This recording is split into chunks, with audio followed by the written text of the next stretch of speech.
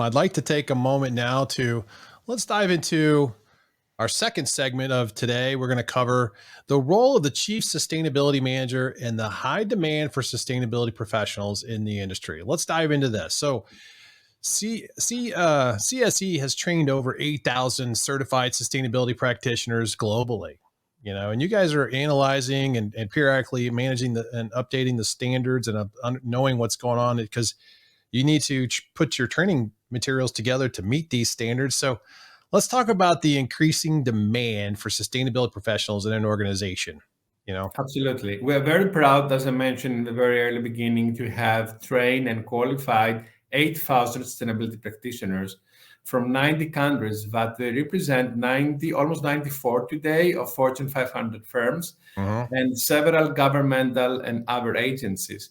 So we're very happy about that because, again, we get started 15 years ago. So we were the first in this field. And it was easier for us at that time to provide the need of the qualification of these professionals. Of course, today we're talking about booming of the sustainability profession in general or ESG profession in general. According to ILO, there are going to be at least millions of jobs by 2030 needed related to sustainability. Wow. So it seems that sustainability profession is booming as we speak. And this is the reason that I'm teaching in UIC in Chicago, and we have created sustainability-related programs to help the new generation to be ready for helping business to transit from the older business model, as I call it, to a more sustainable model. So the role of sustainability professional is key today. There are thousands of organizations that they have vice presidents for sustainability or ESG directors, or even ESG or sustainability committees that they are leading the sustainability transformation within the business. And it's really one of the most hot professions right now. Right. I mean, it is one of the hottest career jobs out there. I mean, I see a lot of job postings on LinkedIn and other platforms. And I think a lot of the environmental professionals that are currently in the industry, it's going to be an easy transition for most of those professionals into a sustainability role because probably for the most part, they've been doing some component of sustainability in their environmental, jobs descriptions. They just hasn't been kind of characterized as such, right? Yes and no. Yes, because for some of them, the transition is going to be more easy. Those that have work at the operational level or at the environmental level, it's going to be easier. But ESG is becoming extremely sophisticated today. We have 10 new standards every year and new ratings every year. So everything you knew 2 years ago, got to relearn again. you need to completely renew almost every year. So while it's helpful, your background, you still need to have a revised education every year with several new courses related to the new standards you should be aware in order to help your organization, your company to comply and then have good ESG performance from the rating agencies. Well, So it's not easy, it's challenging for them. And that's why now companies have big teams, but everybody has a different specialization. It's impossible one person to be specialist in everything. No, yeah, absolutely. And it is more complex. Talk a little bit about CSE's training opportunities for professionals who want to learn and get a certification to help, advance their career. Talk a little bit about that because I think that's kind of important. I mean, you guys have trained 8,000 plus, sustainability practitioners. How does that work? And how, what type of courses are you offering? Yes. First of all, we don't only train practitioners, which means professionals or vice presidents or executives, but also we train board of directors. So there are several cases that CSE has many different levels of training. We have the training where we qualified the professionals in order to play the role of sustainability manager or CSO or Chief Sustainability Manager or ESG Director. So this is one kind of training. Then we have specialized trainings for this professional. So if we want to go more in depth on a particular topic, for example, carbon emissions metrics or circular economy, so they have the opportunity to pick up specialized in-depth courses. And then we have in-house trainings, the group trainings, which are customized to the needs of each company. And in this case, we start with the board of directors, then we move on to C-suite executives, and then the third level is managers of the company. And the good thing is that we have several companies, especially from Silicon Valley, but also from other places, that they starting understanding the need of the education of all their staff. So the new trend is that not only train directors or managers, but also engage with all your staff and train all your staff. And they understand that it's very important for their transformation to a sustainable business. Gotcha. Okay. Good to know. Good to know. Well, what is the latest trends in sustainability reporting, including the standards used? Are there any key differences between Europe and the US or Canada? I mean, talk about that a Yes. little bit. Yes, we're very happy to share the latest research of our. Every year we do research on ESG, and we involved about 1,500 companies from US and Canada. In the latest research we did at the end of 2021, we find out that the ESG leaders, it means the companies with the highest ratings in 16 sectors, have some common characteristics. And that was fascinating. So there is a methodology that more or less all of these companies follow in order to have best performance and therefore better financial results than the other companies. And let me share that with you. The first one is that they have very ambitious ESG goals. For example, the most of them, they want to be net zero in terms of carbon emissions by 2025 or 2030. I'm just giving an example of a goal. Most of them, they meet comply with particular ESG standards like the GRI, SASB, and TCFD guidelines, which are heavily specialized to ESG criteria.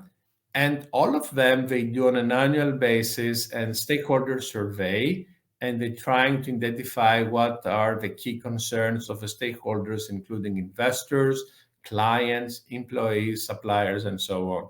These are common, I would say, practices from the ESG top 50 leaders, according to our research findings. So if you're a company and you're a global company, you're operating in multi countries. The key there is now you have to understand the different regulations in all the countries you operate in. Have you seen some companies take more of a hey, we're going to use this more stringent standard or common standard than focusing specifically on just a local requirement? Or does it Yes. make sense? So for a global business, it's challenging because we need to comply with different legislations around the globe. The highest legislations right now we have seen is in Europe and Canada. So if any company is a global company, for example, PepsiCo, which is operating, I don't know, in 100 countries or more, and they meet the European or Canadian legislation, this means that they don't have to comply with any other legislation because this is already the toughest one to meet. The top legislation. And this is usually the common practice. They was trying to comply with this kind of legislation. Although the tricky thing here is that this legislation is changing every year. So when we're talking about compliance, 10 years ago, it was an easy thing to do. There was not so many legislations around sustainability. Today. It's a moving target, which means that you need to have a whole team only to help organization comply with any upcoming legislation. Yeah, no, I guess that's right. I mean, you need a lot of different stakeholders taking note of what's going on in the regions that they're working in. So, well, what's the role in the future of sustainability professionals? I mean, will it be important for sustainability professionals to attain their credential and demonstrate their knowledge and credibility, to deal with these ever changing requirements? Yes, and that's why we need to attend courses on an annual basis and also be able to find out about the requirements of upcoming legislation. Again, according to ILO estimates the creation of 24 million jobs related to green economy, which means related to sustainability by 2030 alone. So 24 million, That's a it's a lot. lot, it's a lot of jobs. Yeah, yeah. I'm surprised. Are you sensing that universities are starting to develop and prepare for sustainability degrees coming out of college in this area? Absolutely. Absolutely. In DePaul University in Chicago, where I was teaching for several years, we had developed a master degree, one of the first master degree in the country about sustainable management. But today, I would say all leading universities have either master degrees on sustainability or MBA programs with sustainability concentration or bachelor degrees with the inclusion of sustainability related courses. So I would say that, and I'm very happy about that because back in 2014, we wrote a book, Practical Sustainability Strategies. And the objective of that book at that time was to help universities have the right books in order to help students acquire the right knowledge, practical and up-to-date knowledge for Go, their career path. going into the field. Yeah, right. No, that's fantastic. That's great. Well, what's your take on the industry trend right now of top executives and their compensation tied to ESG performance? Right. Yes, we have a new trend. We are in the very, very early beginning of this trend. Very few organizations have created bonus schemes that are related to the ESG ratings of the companies.